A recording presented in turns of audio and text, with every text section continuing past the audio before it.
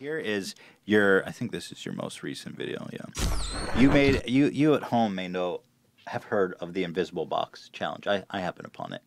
And basically what you do, generally speaking, is find online phenomenons or, how would you call it, people who are trying to get away with something? Yeah, I mean, just hoaxes and Hoaxes. like little, sometimes it could just be something unusual and you can't tell if it's real or fake, or someone deliberately trying to like fool people. It's different things. Or sometimes it's just a viral ad. Right.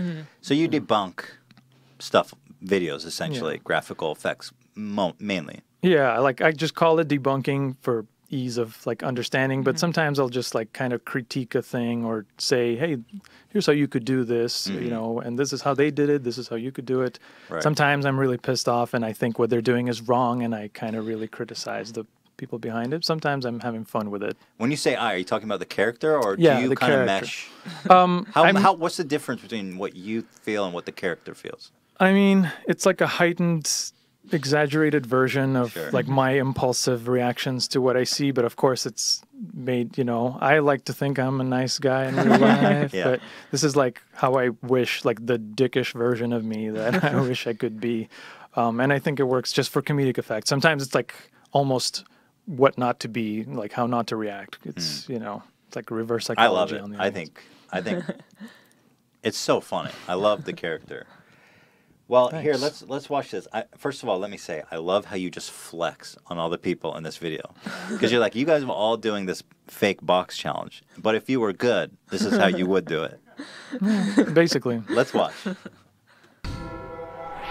I think we should just go ahead and pronounce the word meme the way we all read it in our heads. Meme. Can I admit something embarrassing? Yeah. For like my first 2 years on the internet, I said meme. Oh, yeah, me too. Well, I didn't talk on the internet, but that's how I thought it's pronounced. How are you supposed to know? Yeah. And you were in Israel. Well, you're supposed to. Yes. You're supposed to hear the audio book of the Richard Dawkins book exactly. where he says it. Yeah, so that's the only way you'd know. But I was chastised by my friends because I was walking around saying meme. That's so embarrassing.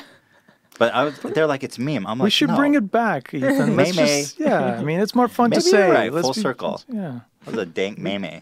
Well, you brought You it guys back. are trendsetters now. You could do this. You brought it back. You're the meme guy. It's a perfect still there. Meme already means mime in French, so the viral trend we call that should at least involve some actual miming skills. Like, for instance, the Invisible Box Challenge.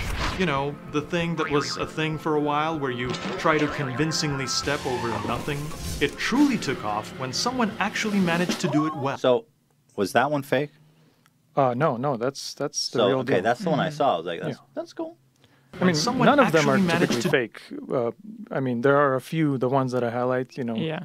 And it kind of came later, the phenomenon of faking it, because people wanted to one-up each other. But first, people were just trying to do this dance move, which I guess she does the best.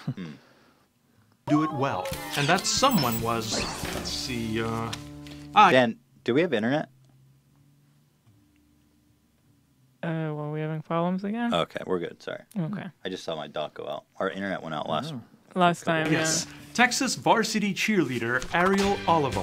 Here she is on NBC's Today Show, explaining how to perform the move in a series of shots that break every possible rule of composition. Let's watch. Okay, first you have to show them there's nothing There. here, Okay. as if it was like a magic trick.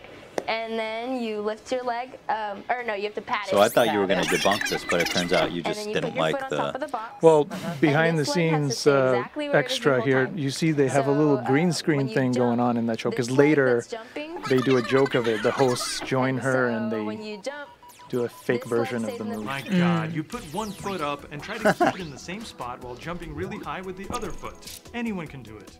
Well, anyone who is strong, lightweight, and extremely coordinated like Ariel and me. Watch this. Okay, here we By the go. way, is that your green screen setup? Yeah. Well, I made like rigged up to look sadder and fall easily. It's usually, Okay, you know, sure, got it. It's incredible what you can accomplish with relatively small resources. Sure, you just got to know how to make it look good. And notice the green shirt on green screen. That was not easy to accomplish. What you mean? Your Your shirt? At the shirt's beginning, dark green? yeah, before the green screen disappears, it's actually being keyed. You got to have the skills. Hold to on, keep hold green on. I on need green. to understand exactly what I'm looking at here. Like I'm Being wearing that green shirt coordinated like there, Ariel and me. but Watch it's this. being keyed on green screen for that little bit. And that's just, you know, That's just how you do that's it. experience. That's skills right there. Oh my God, Dan, how do you feeling about that? Are you insecure back there? A little bit. We were struggling keying out that perfectly lit, professionally set up green room. It's awesome. I mean, it looked good to me. Is that good conditions for a greenie? For a yeah, greenie? Yeah. Yeah, we can't do Greenie. it. We couldn't Greening. do it. Got a greenie. Oh God, I broke every bone in my body. Ah. So the part that I For the rest love of you here indoor types, much of a is- challenge. So how about this? when you start flexing on these haters and show how it could really be done. Feel like much of a challenge. So how about this? My totally fake invisible box video breaks all those rules. The camera is handheld and moving. A clear shadow shows my foot not touching anything, and this alternate angle shows I wasn't suspended from above. Can you tell how I did it? So when you, I'll reveal the So answer smug. on this day. it's great. It's this so man? great though. So stay subscribed. So and how click long that did it bell. take you to actually, as you go into the details of how you did it and putting dots on the concrete? Well, and we then, should show it. okay. That long, Yeah, I'll let's just show tell that. you. Okay. After finding just the right location Fake, on the completely mean fake streets of shot of a Los city. Cajas, I Excellent. filmed the shot with a real box, dotted with tracking markers. I also put a dense grid of markers on the ground in front of the box. It's like so Knowing over the top exact for something distance so between all simple. these markers helped me extract a camera solve and So recreate all them. the dots in the back you set up, like the Well, one the on dots the in barn. the back are just features that are dot looking that I Got just it. used. But mainly what was important is that area. Got it. Got it. Move in 3D much more precisely than could be done with auto tracking. Armed with this 3D animated recreation, I was able to freeze one frame of the pavement without the box, which I made sure to capture right after filming the move, and project it back onto the virtual ground surface, making the box literally invisible throughout the moving shot.